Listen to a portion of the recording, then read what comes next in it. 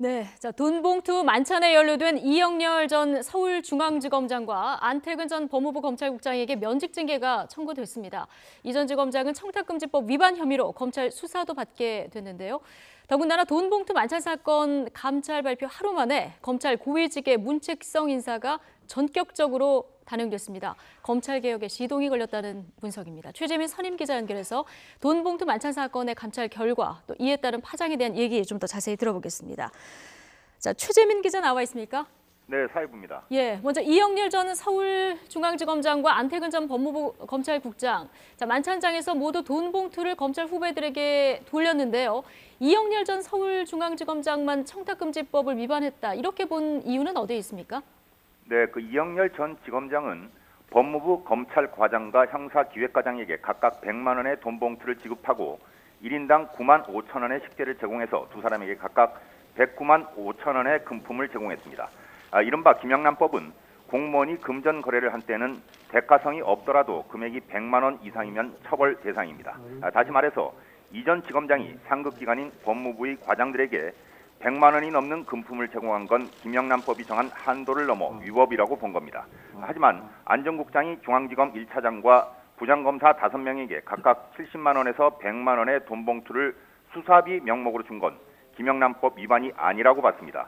수사비는 청탁금지법상 상급자가 주는 금품이거나 공공기관인 법무부 소속인 검찰 공무원에게 주는 금품에 해당하므로 적법한 예산 집행이라고 판단한 겁니다. 예, 결국 법무부가 검찰의 상급기관이라는 점이 위법성 판단에서 이제 두 사람의 운명을 갈랐다. 자, 이렇게 보면 될 것 같은데요.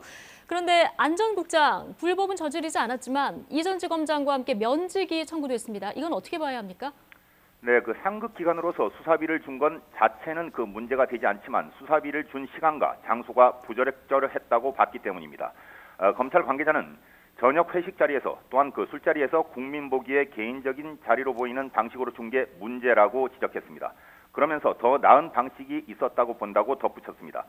특수활동비를 부적절하게 사용해 검사징계위원회에 회부된 안 전 국장은 뛰어난 기획력과 업무 추진력에도 이번 돈봉투 만찬 사건에 연루돼서 오명을 떠안고 검찰을 떠나야 하는 처지가 됐습니다. 예, 그럼 앞으로 이영렬 전 지검장에 대한 수사는 어디서 진행을 합니까? 네, 이 전 지검장의 수사는 대검 감찰본부가 맡습니다. 서울중앙지검도 감찰 기록을 넘겨받아서 다른 부분은 문제가 없는지 검토하게 됩니다. 이 전 지검장은 지난해 10월 국정농단 사건 수사본부장을 맡아 지휘하면서 나름 성과를 냈다는 평가도 받았지만 이제는 자신이 몸담았던 검찰에서 후배들의 수사를 받는 처지가 됐습니다. 예. 자, 이번 돈봉투 만찬 사건을 계기로 검찰개혁의 급물살을 탈 거다, 이런 예상이 많았는데요. 실제로 오늘 검찰 고위직들이 대거 인사 조치가 됐어요?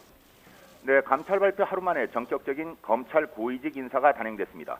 법무부는 중요 사건 처리에 문제가 됐던 검사들을 수사 지휘 보직을 배제했다고 전했습니다.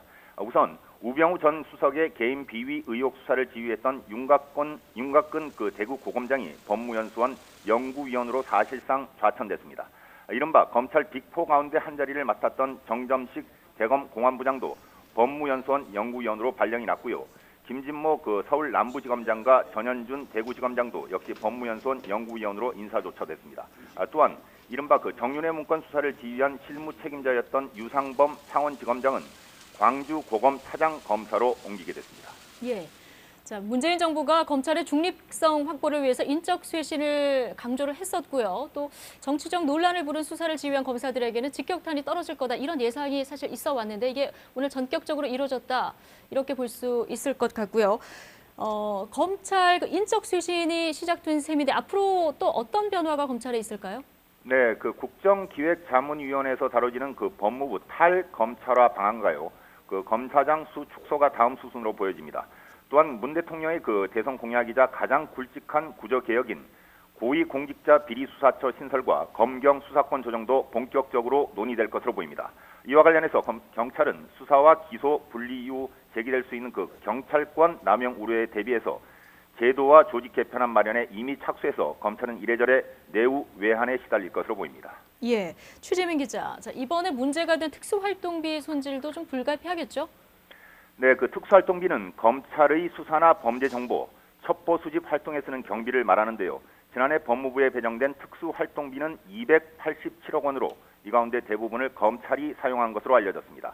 특수활동비 집행의 투명성 확보를 위해서 불가피하게 현금을 사용했다면 경비 집행의 목적 달성에 지장을 받을 우려가 있을 때만 집행 내용 확인서를 생략하도록 했습니다. 하지만 수사상 보안을 이유로 대부분 생략하는 게 관행입니다. 이번 돈봉투 만찬 사건을 계기로 특수활동비 집행체계의 문제점을 확인한 만큼 조만간 정부 예산 지침의 취지에 맞는 투명성 강화 방안이 나올 것으로 보입니다. 네, 지금까지 사회부 최재민 선임기자였습니다.